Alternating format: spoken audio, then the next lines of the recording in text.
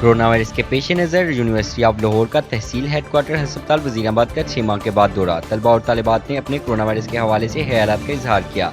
मजीद तफसीलात जानते हैं सिकंदर मलिक की इस रिपोर्ट में। मेहरबानी आप सब एहतियाती तदाबीर पे अमल करें और SOPs को ज़रूर फॉलो करें आप जहाँ भी जाएँ।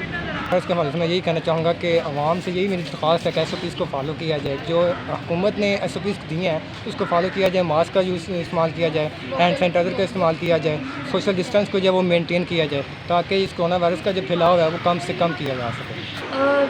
यही कहना चाहूँगी कि सबको चाहिए कि जो है अपनी SOPs को बड़े अच्छे से फॉलो करें, क्योंकि अभी हम लोग अभी बिल्कुल न्यू स्टार्ट हुआ है सारा कुछ, तो डेंजरस है, अभी भी ख़त्म नहीं हुआ वायरस बिल्कुल।